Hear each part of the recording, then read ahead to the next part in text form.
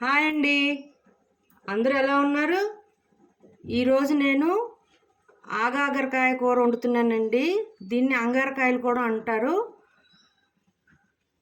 దీనికి కావాల్సింది ఆగాకరకాయలు 1/2 కేజీ, తాలింపుకి ఆవాలు 1/2 టేబుల్ స్పూన్, జీలకర్ర 1/2 టేబుల్ స్పూన్, మినపప్పు 1/2 టేబుల్ స్పూన్, కరివేపాకు 2 రెమ్మలు, ఎండుమిరపకాయలు 5 నుంచి 6, ఇంగువ చిటికెడు, ఉప్పు తగినంత, ఆయిల్ 3 టేబుల్ స్పూన్స్.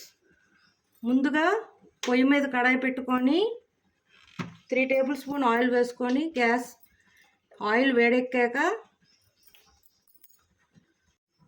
ఆయిల్ వేడెక్కింది. ఇప్పుడు దీంట్లో ఈ పోపు దినుసులన్నీ వేసుకొని బాగా ఫ్రై చేసుకోవాలి. దీనిలో కొంచెం చేదు ఉంటుంది కదండి, ఇష్టమున్న వాళ్ళు పంచదార కొంచెం యాడ్ చేసుకుంటే కూర టేస్ట్ చాలా బాగుంటుందండి, లేకపోతే లేదు, ఇది ఆప్షనల్. ఈ పోపు బాగా వేగింది. ఇప్పుడు దీనిలో మనం కట్ చేసి పెట్టుకున్న ఆగాకరకాయలు వేసేస్తున్నాను. దీంట్లో 1/2 టేబుల్ స్పూన్ పంచదార వేసుకుంటున్నానండి. వేసుకొని ఒక చిన్న గ్లాస్తో వాటర్ యాడ్ చేసుకుని మూత పెట్టి ఇవి బాగా మెత్తబడేదాకా ఉంచుకోవాలి.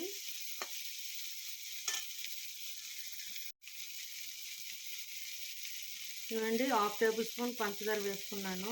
టేస్ట్ కోసమే వేసుకుంటామండి. బాగా కలుపుకొని ఒక చిన్న గ్లాస్తో వాటర్ యాడ్ చేసుకొని మూత పెట్టేసి బాగా మెత్తగా అయ్యేదాకా ఉడికించుకోవాలి. మూత పెట్టి చూడండి, ఈ గ్లాస్తో వాటర్ వేసుకుంటున్నాను.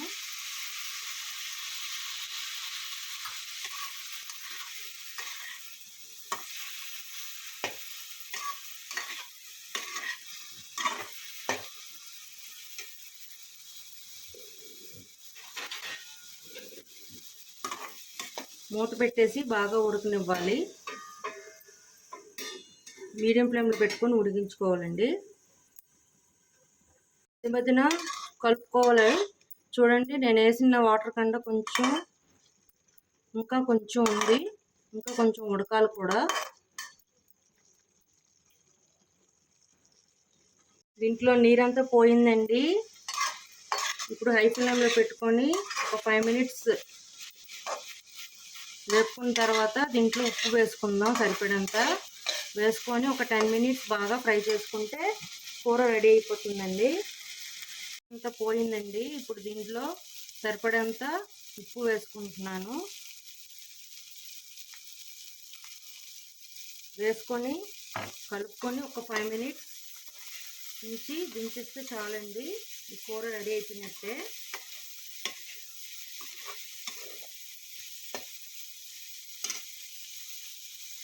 రెడీ అయిపోయిందండి. ఇప్పుడు దీన్ని సర్వింగ్ ప్లేట్లోకి తీసుకుందాం. చూడండి, కూర రెడీ. ఆగాకరకాయలు కూర రెడీ అండి. మీకు నచ్చినట్లయితే like, share and subscribe it. Bye.